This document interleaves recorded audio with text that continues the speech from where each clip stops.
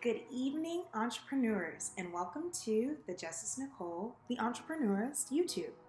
Here we just give quick tips and facts about how you can actually build your business and be the entrepreneur that makes their profit from their passion.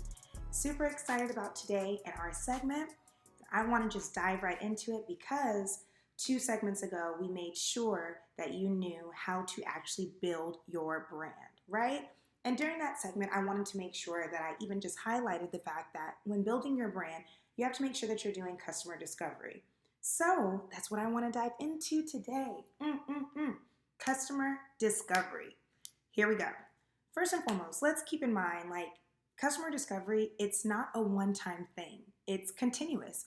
As long as you're a business owner, you're always going to be doing customer discovery. So you should be doing numerous iterations throughout your lifetime of your business to make sure that the right customer is still going to be buying from you. So that's what we want to do. We want to discover our target audience or discover our customer and make sure that we're targeting them and advertising to them, because what we don't want to do is waste money, waste time targeting to people that won't buy from us, right? So 5 quick steps about customer discovery and how this process works, what the iterations are, and what you should be looking for every time you're doing this iteration, right? So what I'm going to do during steps 1 through 5 is actually break down for you how I went through this process with my first business, Our Errands. So I'm going to tell you how I, succeeded, how I failed, but how you can do it as well. So first, step 1. What's your hypothesis? What is the hypothesis about your business that made you start this in the first place? That's a really big question. Why did you even start this? What was your notion in your mind to say either people aren't doing what I am doing, or the people that are doing what I'm doing aren't doing it as well, so I need to make sure that I'm going above and beyond them? What is that hypothesis? My hypothesis for Our Errands was everyone needs help with their everyday lives and their business. That's a very broad and very generic, very general hypothesis, but that was my hypothesis, that everybody in the world needed help. And especially if they had a business, they needed help as well. So, step 2, you have to test your hypothesis. So whatever this is that you came up with as the solution or as the product or as the service, you need to test that out. So with Our Errands, what I did, I marketed that service as personal assisting or as on-demand assisting to everyone I knew. On social media, in person, going to pop-up shops, going to pitch competitions, anybody that I met, I was giving my business card saying, hey, you need an assistant, let's go ahead and get this started. Epic fail. The pool of people was just way too big. It first and foremost, because I didn't have my target demographic, I'm now marketing to people that probably don't actually need my service. So that's what I realized. So I went through step 1, went through step 2, epic fail. Okay, so let's reverse. Okay, we have to go back to step 1. If we went to step 2 and it didn't work out, we need to make sure that we realize what the hypothesis was and how it kind of fell through the cracks. How can we actually make a hypothesis that sticks and that people actually want to buy, or product or service that people want to actually buy, right? So back to step 1.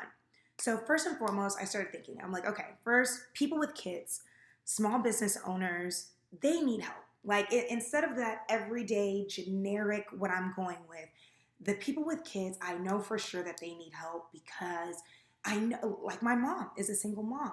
She was the person that was literally running our errands, making sure that there's groceries, still working her 9 to 5, possibly working another job, still trying to work out, eat healthy. All of that takes a lot of energy out of you, right?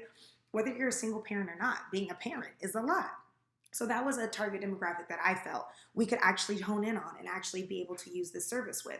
The other target demographic was business owners, small business owners, entrepreneurs, and people that are actually trying to build their brand. So those people need help, because everyday life as a business owner, as an entrepreneur, it's there's no work-life balance. What can I actually get to throughout the day that checks off everything on my task list? I make sure that I can get home, still cook, still chill out with my, partner, and actually be able to enjoy them, and then still be able to rest, relax without having to worry about the due diligence of my business. So those were, in my opinion, those 2 target demographics, besides the general consensus of who could actually use this service, which was on-demand personal assisting. So, like I said, small business owners, entrepreneurs, and parents. That was what I said that we could actually target, right? So, back to step two, testing out this hypothesis. So, we tested the theory, actually going to like entrepreneurs and small business expos and pop up shops, as well as like local apartment buildings that we knew it was like really family oriented at those apartment complexes.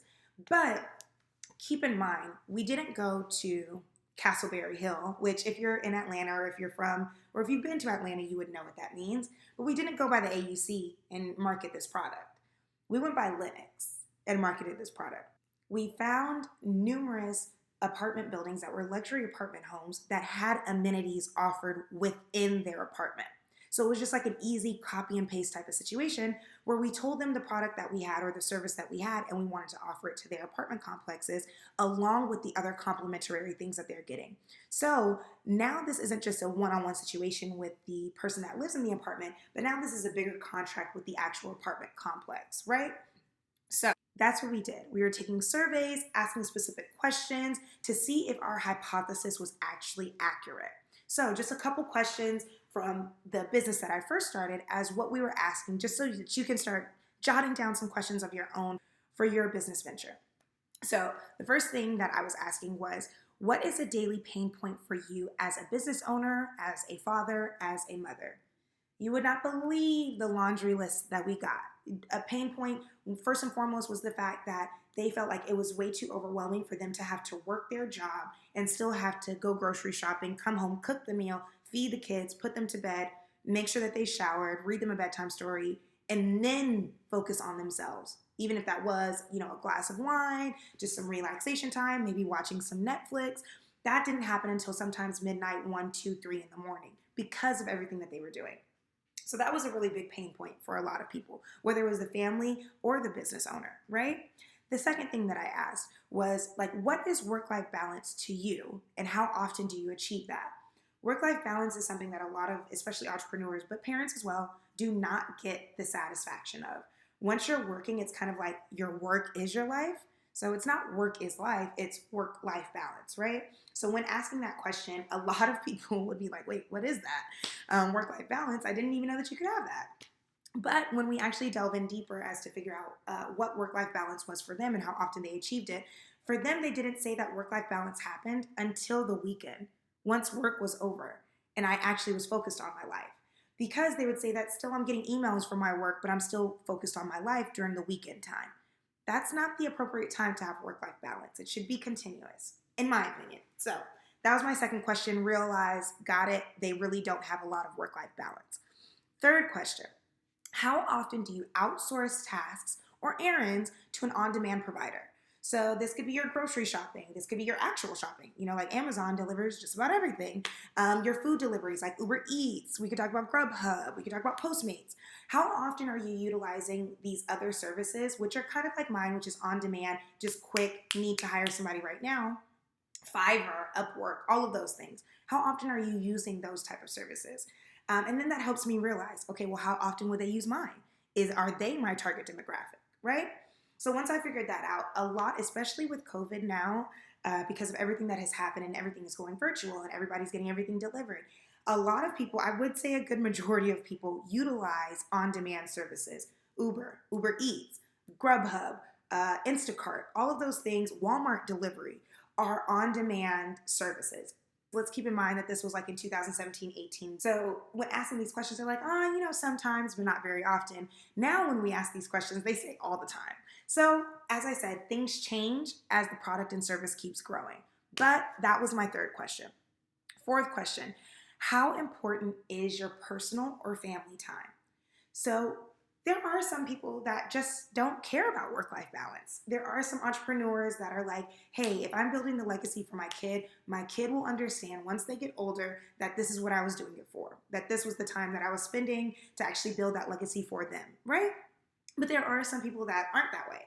And there are some people that actually do admire work-life balance, actually making sure that not only are they getting their business handled, but they're actually focusing on their family, loving on them, making sure that they're, emotionally, mentally, and physically stable. All of the above. So when I asked how important is your personal or family time, that was very big for me because if you can have somebody kind of take away those admin or day-to-day or task or errand-like duties and actually spend more time with your family or your personal life, it kind of just like reevaluates things for me as the CEO of my business to figure out what your pain point is. Pain point. What is the pain that is actually making this point, right? So, how important is your personal time or your family time? Majority of the people said that it was very important to them. Awesome. Good. And last but not least, the question that I asked was, would you utilize a platform that allows you to hire someone that's vetted to help you with your home or business life? So like another service that it was very similar to ours was like Fiverr or Upwork. So where you could go online and find somebody, or even like Angie's List, right? But you can go online and say, hey, maintenance man, hey, graphic designer, hey, social media manager, right? Like would that type of service be of need to you? And would you actually utilize that platform, right? So when asking that question, that helps me as a business owner know if I create this platform, spend all this money to actually put into this platform, are people going to buy it? Especially my target demographic, these luxury apartment homes, people that are entrepreneurs that are, super juggling their business life and family life. Are they going to use it? So those were my 5 questions that I had asked to make sure that my product or my hypothesis actually stuck and that it was an actual thing. So again, what my hypothesis was that those that have kids and those that have businesses need help with their everyday life. After going through those questions, my hypothesis was confirmed.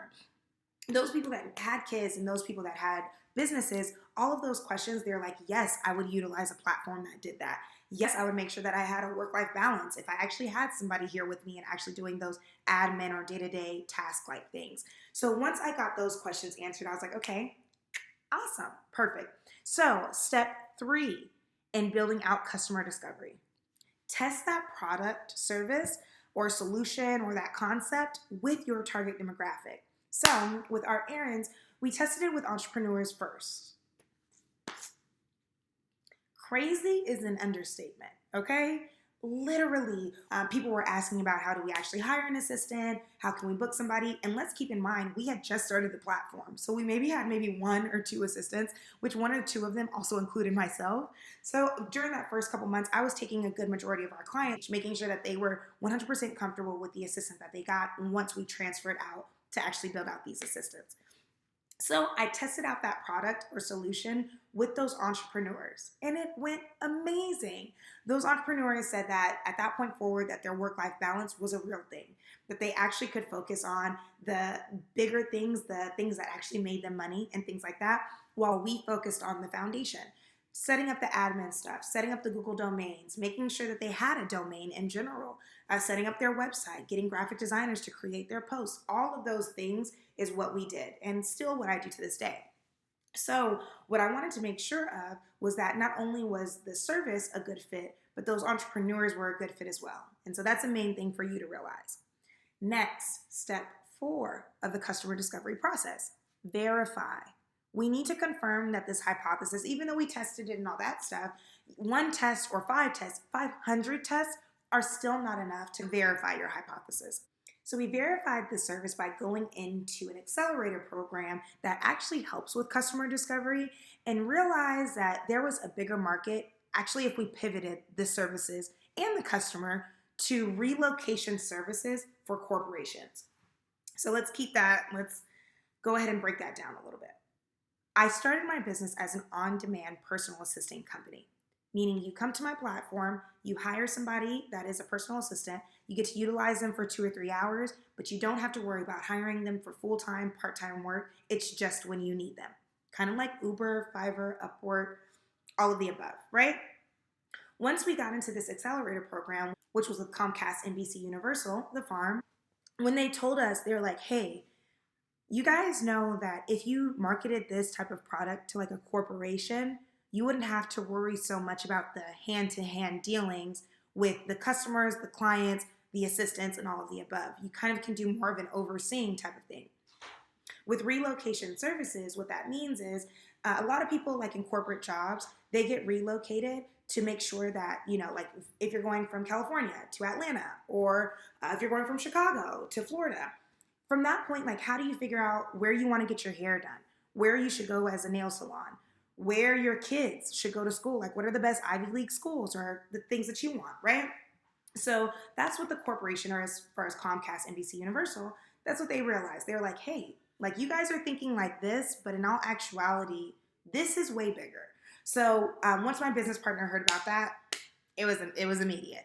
So next, step 5, do it again. That is the 5-step process. So once again, first and foremost, what is your hypothesis? What is it about your business? What is it about your service? Number 2, let's test that out. Let's figure out if that hypothesis is actually factual or if we need to go back to the drawing board and figure out a new hypothesis. Step 3, test that product or service. Make sure that that hypothesis that you're talking about is actually relevant and actually will be bought by people. And step 4, verify. Make sure that even after you've marketed this product, even after only a few customers have bought it, verify it throughout the whole network. Last but not least, do it all again. And you're going to have to keep doing it. Like I said, this is a constant iteration. Customer discovery isn't a one-off thing. This is going to be continuous within your business life. So don't be afraid of it. Just keep doing it. Test new hypotheses. See if there's new products or services that you could add on to what you're doing or your platform. So think about your business. Take 5 seconds. Think about your business. What is your product or service? And second, as far as just customer discovery, who do you know will buy from you most? Or even who do you think will buy from you most? And the way that I like to break it down is like by 3 ways. First, who are 2 celebrities that you could see as brand ambassadors for the product or service that you're marketing? Second, who are 2 people that you actually know, that you have conversed with, that you have shaken hands with, that you physically know, maybe even a friend, family member that will buy this product or service, or that you know needs this product or service? And 3, 2 influential people in your city that you feel will buy this product or service. So yes, those are the steps. And those were those target demographics that I was looking at, which were the celebrities, people I knew, and then influential people in my city, right? So I encourage you to do the exact same thing, those 3. And test this theory with them, right?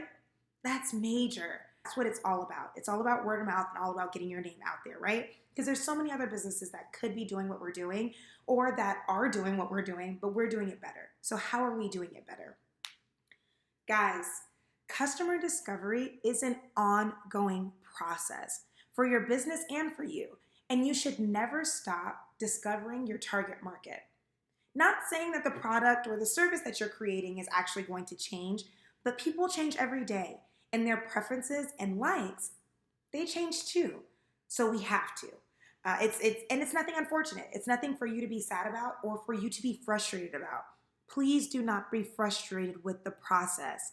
Go with the motions, because at the end of it, you're going to be so happy with the fact that you actually are targeting people that will actually buy from you.